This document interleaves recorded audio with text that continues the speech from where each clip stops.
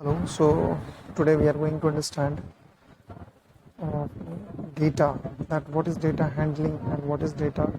So first of all, if we talk about the data, data क्या है? कोई भी raw information जो कि हम लोग कलेक्ट करते हैं किसी भी पर्टिकुलर चीज़ के बारे में। ये इन्फॉर्मेशन फैक्ट भी हो सकता है, फिगर्स भी हो सकता है, और किसी स्पेसिफिक पर्पस के लिए हम लोग करते हैं। मैथमेटिक्स में डेटा हम उसे मानते हैं जो कि न्यूमरल फॉर्म में हो। मैथ्स में डेटा वो है जो न्यूमरल फॉर्म में हो। डेटा हैंडलिंग में करते क्या है, तो डेटा को कलेक्ट करते हैं, ऑर्गेनाइज करते हैं, रिप्रेजेंट करते हैं, और उसे कई बार ड्रॉ भी करते हैं हम लोग अलग अलग फॉर्मेट में। तो उसको हम लोग डेटा हैंडलिंग कहते हैं। सबसे पहला प्रोसेस होता है कलेक्टिंग द डेटा। डेटा को जब कलेक्ट करते हैं किसी पर्टिकुलर पर्पस के लिए, तो उसे क्या कहते हैं हम लोग? Collection of data. ऑर्गेनाइजेशन क्या होता है? उसको प्रॉपर्ली ऑर्गेनाइज करना। जैसे किसी भी क्लास के हम लोगों ने जितने बच्चे उनके हाइट को कलेक्ट किया, तो उसको कलेक्ट करके हम लोग रैंडमली लिख सकते हैं, लेकिन जब उसे कलेक्ट करके हम लोग क्या करेंगे, ऑर्गेनाइज करेंगे, तो टेबल फॉर्म में करेंगे, किसी प्रॉपर ऑर्डर में करेंगे। तो जनरली हम लोग ट्यूबुलर फॉर्म में करते हैं, तो उसको बोलते हैं ऑर्गेनाइजेशन ऑफ डेटा। जैसे यहाँ देख सकते हैं हम लोग, यहाँ क्या बता रहा है? मार्क्स बता रहा है कि ट्यूबुलर फॉर्म में हम देख सकते हैं किसको कितने कितने नंबर आए हैं, और ये फ्रीक्वेंसी क्या बताती है? कितने बच्चों को वो नंबर आए हैं। तो कितने बच्चों को कितने नंबर आए हैं वो होता है फ्रीक्वेंसी, और मार्क्स यहाँ पे दिया हुआ है ये कि कितने बच्चों को 10 आया, कितने बच्चों को 9 है, और ये होगी टोटल बच्चों की संख्या। टैली मार्क क्या होता है? ये फ्रीक्वेंसी दिखाने का तरीका है। फ्रीक्वेंसी को हम लोग टैली मार्क्स के रूप से दिखाते हैं। टैली मार्क क्या होता है? वर्टिकल लाइन्स होते हैं। आगे देखते हैं रिप्रेजेंटेटिव वैल्यूज में कैसे हम लोग डेटा को रिप्रेजेंट कर सकते हैं। पहला आता है अर्थमेटिक मीन। तो अर्थमेटिक मीन है हमारा। अर्थमेटिक मीन में क्या करते हैं? कुछ नहीं है, सिंपल सा एवरेज हमारा, यानी क्या? सम ऑफ ऑब्जर्वेशन, मतलब जितने भी हमारे वैल्यूज हैं उन सबको जोड़ दिया, और नंबर ऑफ ऑब्जर्वेशन मतलब कि कितने सारे बच्चे हैं। जैसे मान लीजिए 10 बच्चे हैं, 10 बच्चों का अगर मार्क्स की बात करें, किसी को 9 आएगा, किसी को 8 आएगा, किसी को 7 आएगा, उस तरह से लेकर के सबके स्कोर को जोड़ करके और 10 से डिवाइड करते हैं। जैसे यहाँ एग्जाम्पल में दिया 8 स्टूडेंट्स के बारे में, साइंस का उनका मार्क्स दिया, किसको किसको कितना नंबर आया, तो यहाँ क्या करेंगे? सबको हम लोग जोड़ देंगे। यहाँ पे अर्थमेटिक मीन या एवरेज निकालने के लिए क्या करेंगे हम लोग? इसको मीन भी कहते हैं हम लोग। मीन कहेंगे, अर्थमेटिक मीन कहेंगे, एवरेज कहेंगे, तीनों एक ही चीज़ है। तो मीन कैसे निकालते हैं? सम ऑफ ऑब्जर्वेशन, सबको जोड़ दिया, टोटल नंबर कितने हैं? 8, उससे डिवाइड कर दिया।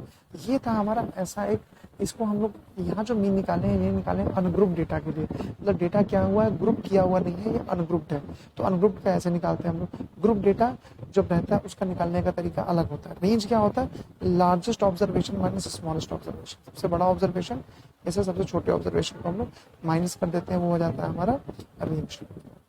जैसे यहाँ रेंज दिया हुआ है हाईएस्ट माइनस लोएस्ट, यहाँ पे हाईएस्ट क्या है? 16 है, लोएस्ट कितना है? 13 है। सब ट्रैक कर दिया, आंसर आ गया। मोड क्या होता है? मोड बताता है कि ऐसी कौन सी वैल्यू सबसे मोस्टली अपीयर हुई है, जिसकी सबसे ज़्यादा फ्रीक्वेंसी है। जैसे एग्जांपल यहाँ देखेंगे, हमारे पास दिया हुआ है जनवरी में टेम्परेचर के बारे में बताया जा रहा है, फरवरी में बताया जा रहा है, इस तरह से बताया जा रहा है। तो यहाँ नवंबर में बताया। तो सोल्यूशन में हम लोग क्या देख सकते हैं कि मैक्सिमम एवरेज टेम्परेचर कहाँ रहा है? ऑब्वियसली 27 रहा है, जो कि कहाँ रहा है? 3 टाइम्स रहा है। 27 क्या है? 27 जो टेम्परेचर है मैक्सिमम टाइम अपीयर हुआ है, जुलाई से लेकर के सितंबर तक। तो अगर कोई वैल्यू, कोई प्रॉपर वैल्यू, कोई proper data maximum time appear होता है, तो वही क्या होता है? मोड कहलाता है। अगर मान लीजिए लार्ज नंबर ऑफ ऑब्जर्वेशन, तो वहाँ कैसे निकालते हैं? वहाँ निकालने का तरीका अलग है। यानी मीन हो, मीडियन हो, मोड हो, सब में दो तरह के होते हैं। एक होता है हमारा अनग्रुप्ड डेटा के लिए, अनग्रुप डेटा के लिए, दूसरा होता है हमारा ग्रुप डेटा के लिए। तो ग्रुप डेटा के लिए अलग तरीका है, अनग्रुप डेटा के लिए अलग है। जैसे अनग्रुप डेटा में मीन समझ के एवरेज कैसे निकालना है? Sum of observation by number of observation. Mode कैसे निकालना है? लार्जेस्ट फ्रिक्वेंसी जिसकी है। आगे देखेंगे हम लोग मीडियन के बारे में।